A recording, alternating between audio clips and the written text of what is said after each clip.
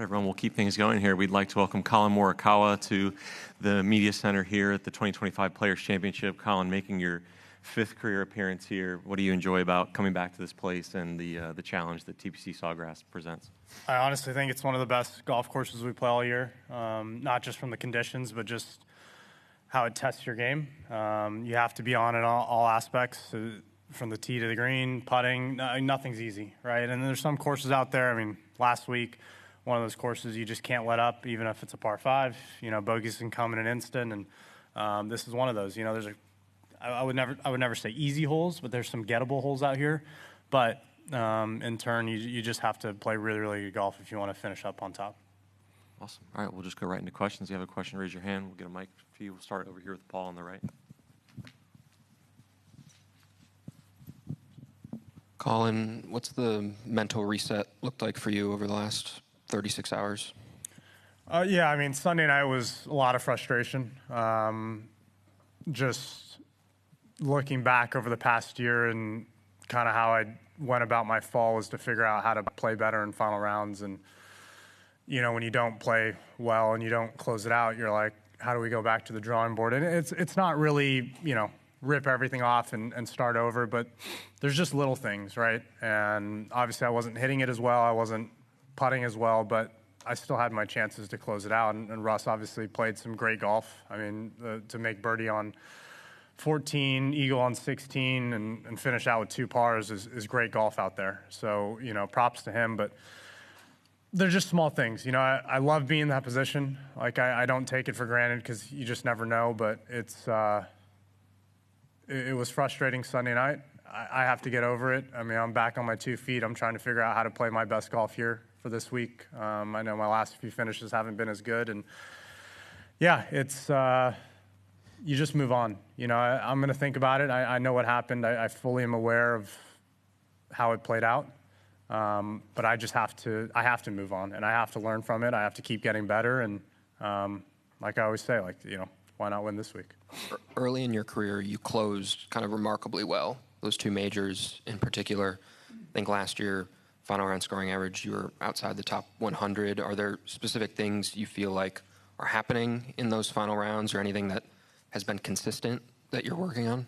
So I'd say early on in my career, in the final rounds, I played really, really good golf. So, like, hit the ball great, putted great, like, things are easy. And anytime I'm playing good golf, like, things are going to be easy. Like, you don't really have to think. You just play. And I think last year I was never in the position really swing-wise to go and do that. So I was always kind of fighting that, like, even in the practice, in the warm-ups, like, just fighting what shot I was going to be able to play that day. And that makes it that much harder.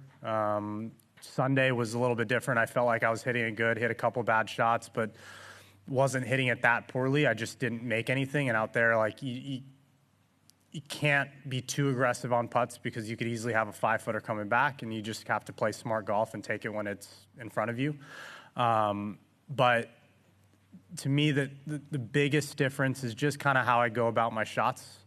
They're just small little things that not only for a Sunday, but it could affect essentially a Thursday round, a first tee shot, all these types of things. So, you know, my head's already going on how do I be better, and, you know, for the next time, you just figure it out. But I'd say early on, I just played a lot better. And, you know, you can look at strokes gained and whatnot now, but there's just a different comfort level in the game of freedom that I had back then that, you know, I'm slowly getting back right now, and you just got to keep inching at it. All right, we're going to go over here to Dan on the left. Yeah, the wins haven't come, but you've been really consistent. Is it difficult to not be defined by wins and losses? Obviously, this sport, if you are defined by wins and losses, there's going to be a lot more losses. But do you take some solace in the fact that the game is there, or are you only focused on the trophies?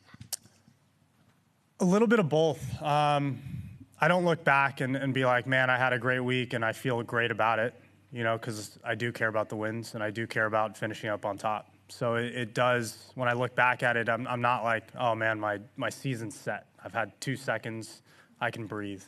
I'm working harder than ever. I'm trying to figure out things more and more detail.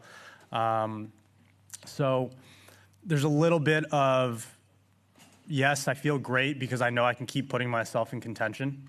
And if I just keep doing that, it's going to happen. Like, it's not a, I said it when I won in Zozo, or in Japan, it's not a, like, matter of if, it's just a matter of when.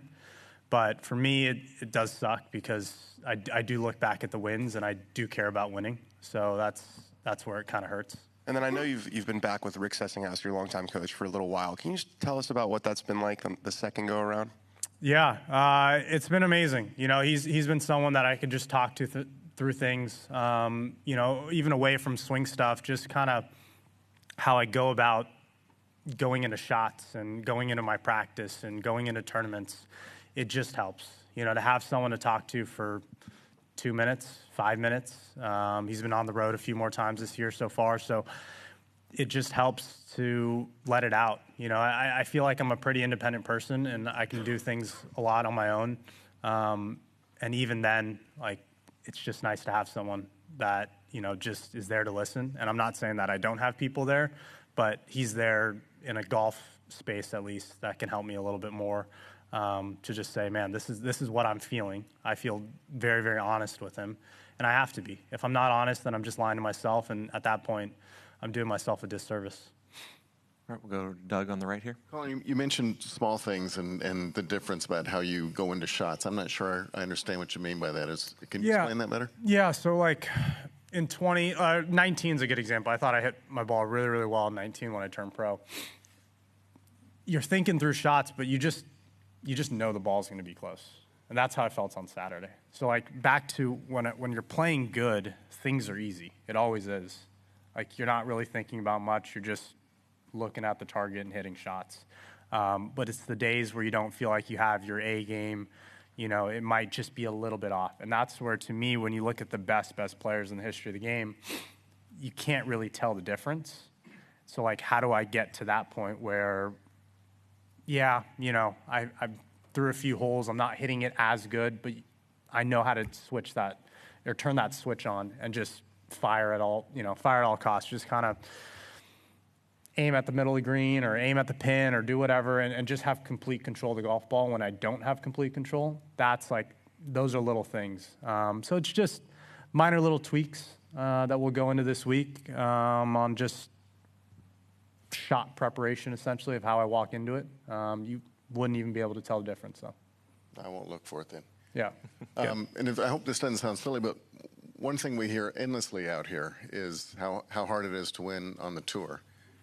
Do you appreciate that more after you've won or after you haven't? I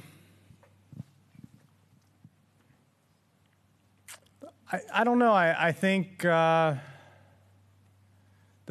satisfaction you get after winning is incredible, because you just know you accomplished your job and you just beat however many guys in the field for that week. You were the best player that week. For me, I don't look back and be like, oh man, I could have won this, I could have done this, I should have done this. Like, for me, it's just, all right, look, I lost. I did a few poor things last week. I got beat. I just have to get up on my feet and beat everyone else this week, right? So I think if you saw us in the fact of, oh man, it's really, really hard to win, like, to me, that mindset isn't where I want to be. I'm coming out here to try and win every week. And granted, I haven't done that and no one ever has, but that's my mindset is, like, I know it's hard, but screw it. Like, I want the challenge. I want it to be hard. I want everyone to come after you. I want the eyeballs on you. I want the pressure, because when you're put in those situations, like, sometimes people perform. And people can say, like, I haven't performed on those Sundays. So what? I'm putting myself in position to perform. And I know I have before in the past. And like I said, it's just small little things that can make the difference, right? And everyone has ups, everyone has downs, and we'll figure it out. All right, we're going to go to Bob here and then Shane.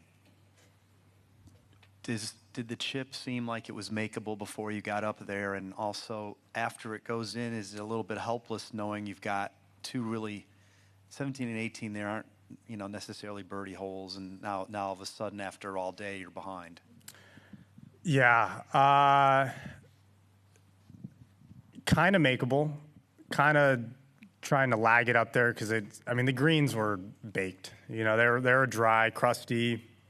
whatever you want to call them. So when he hit it, it looked really good, and you just have that gut feeling that it's going in, but it looked pretty fast, and granted, it was the right line. So, you made that. I had 25 feet for birdie, and at that point, I wasn't really making anything, and that was probably the worst putt I hit all day, aside from 18, because I just felt like, got to put a little more pace, played a little bit more aggressive on the putt, and ended up being one of my worst strokes for the day. And, that kind of sucked, and being one back. But, I've been back before. I mean, not to harp on JT, but like one of my best wins I felt like was the one at Memorial, the work day. And, I was 2 back with 3 to go or something like that, or 3 back with something to go. And I never felt like I was out of the tournament. So I never felt like I was out of the tournament even after he made that chip. I knew I had a lot of work in front of me with 2 holes left. And like you said, tough holes. But I've birdied tough holes before, so this time just happened to be 2 pars. Right, Shane? Collin, a pace of play question for you. I know the tour aggregates data every week where they can rank players based on their average stroke time. And I was speaking with Gary Young, and his idea was that if this were released, it might be an effective deterrent for the slower players, but the players would have to approve that being released. Is that something that you would be up for? Yeah, I had this question at Genesis a few weeks ago. I think it should be released. I don't know why you wouldn't want it to be released. And I think after talking to some guys, I think you just have to start stroking guys and giving guys actual penalties, whether it be strokes or FedEx Cup. What I've learned is that monetary fines are useless. We make so much money, and some guys, frankly, could care less about, I don't know how much the fines are, but whatever X amount they are. And I think they care more about playing good golf and making sure they make the playoffs and making sure they make, 70, 50, 30. That's where it hits hard. And I see no issue with it. I think, what is there to hide, right? If you're slow, you're slow. I mean, if you're not, if you don't know, then there's an issue. So to me, there's no issue with letting it out, right? It's only going to make things better, because then you're either going to have a target on you, put a little more pressure, and hopefully you pick it up, or you get penalized. Like it's very simple. But I think the fans need to realize that slow play is not going to fix. If we pick up 10 minutes of pace of play for this week, the fans won't realize that at all, like 0. So that's not the issue with watching golf. I think the new phrase they're using is speed of play, and it gets to what you were talking about, where even though the overall round time might not be that much faster, it's also not fun to watch somebody spend 2 minutes over a putt, right? So even though it doesn't change things, that does matter for the TV. Yes. Last week they put out a clip of me. JJ and I were hitting a shot. I watched the video. It was like a minute 50, I think, or a minute 45 until I hit the ball. People, I read it. I read stuff. Bad, really bad. I'm the first one to get to our ball. JJ's got to walk off the number, and people are complaining like, "Oh, hit the ball." I don't just walk up to the ball. Ludwig's one of the best, fastest players out there. He doesn't just walk up to the shot and be like, "All right, Joe, this looks like a 7-iron. How far is it?" "All right, it's 175. All right, perfect, go." Like, you still got to walk off our numbers. We still have to look at the pin. You got to look at the wind, and that's part of the whole situation. So, to me, part of it is how they're putting this out is sometimes they make us look slow, because you show this entire clip of JJ had just put the bag down. We're walking to this, but there are guys out there that are taking a minute and a half, 2 minutes when the camera's on them on that putt, and it's their turn, and it's too long. That's why we should release names. There's nothing wrong with that. All right, we're gonna go here to Adam. Collin, you seem to rationalize what happened Sunday to a great extent, but in the moment, you didn't. I want to understand a little better what you were feeling, why you didn't stop to talk or anything. Yeah, just heated, just pissed. I don't owe anyone anything. No offense to you guys, but for me, in the moment of that time, I didn't want to be around anyone. Like, I didn't want to talk to anyone. I didn't need any sorries. I didn't need any good playings. Like, you're just pissed, right? And honestly, if it was an hour later, I would have talked to you guys, but an hour later, I was on my way out to here because I didn't want to be in Orlando anymore. I just felt like I put everything I did into the, let's call it 7 hours of my time being there, right? A few hours before showing up, physio, workout, my entire routine, right? I was just drained. And I get it. Like, you guys are there to figure out how we played and how things went. But in my perspective, like, I just didn't want to talk to anyone. And I think that's fair to myself, you know? Wife, coach, caddy, anybody say anything that helped get you back into a better place? No one. I'm a very independent guy. Like, I hugged it out with JJ in the locker room, hugged it out with my wife when I got back to the condo. For me, it's not really about words. It's like, I don't need someone to pep me up and say, good job. You know, I think I know where I'm at, and I know where I'm at with my golf. I just have to win. You know, I have to be able to close it out. And for me, that's going to come down to me. I'm the one hitting the shot. I'm the one pulling off the shots, hitting, you know, doing what I need to do. But for me, it's not about the words to fluff it up. Like, we all know what happened. I think the people are, my team knows, like, I don't need the fluff. Like, I'm not about the BS and saying, you know, all right, you know, good job. We're doing better. Like, we're going to win next week. Like, no, we know what our goal is at the beginning of the week. It didn't happen, you know, but it's a lot better position than finishing 40th. All right, we have time for a few more. We'll do Gabby, Brody, and Alex. Collin, in figuring out those Sundays, do you look back with your team and say, are there certain tendencies, either mentally or physically, on those final rounds, or is it kind of circumstantial what happens depending on the day? A little bit of both. I felt like this week or last week I was hitting it a lot better than I have essentially all of last year and all of the last couple of years to go into a Sunday.